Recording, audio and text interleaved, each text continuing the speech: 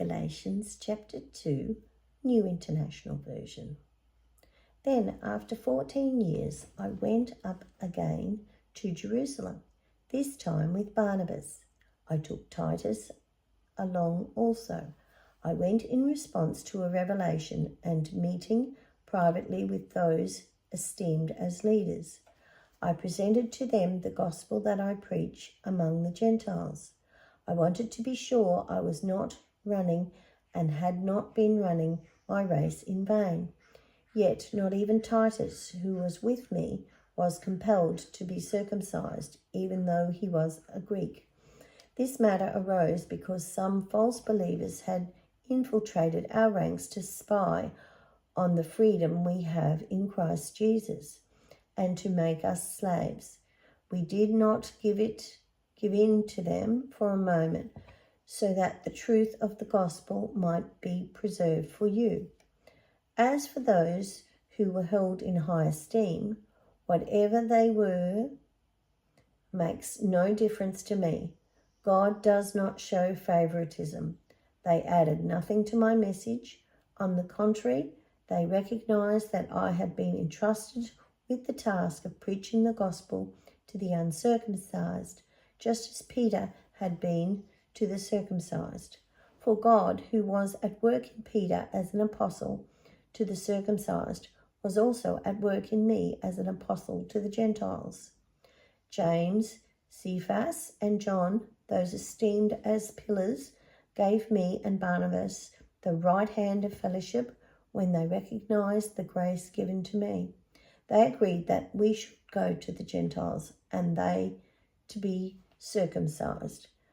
All they asked was that we should continue to remember the poor, the very thing I had been eager to do all along.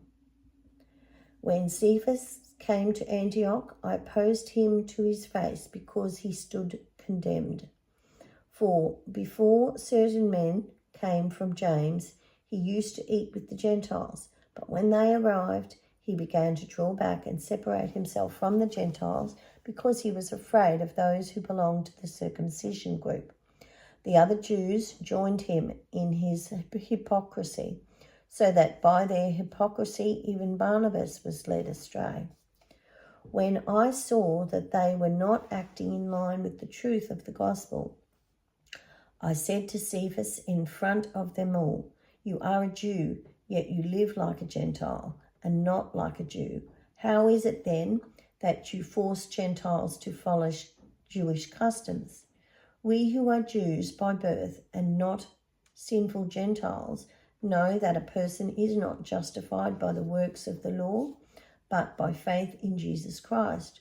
So we too have put our faith in Jesus Christ that we may be justified by faith in Christ and not by the works of the law, because by the works of the law no one will be justified. But if, in seeking to be justified in Christ, we Jews find ourselves also among the sinners, doesn't that mean that Christ promotes sin? Absolutely not. If I rebuild what I destroyed, then I really would be a lawbreaker. For through the law I died to the law, so that I may live for God. I've been crucified with Christ, and I no longer live, but Christ lives in me. The life I live now in the body, I live by the faith in the Son of God who loved me and gave himself for me. I do not set aside the grace of God, for if righteousness could be gained through the law, Christ died for nothing." Bless you.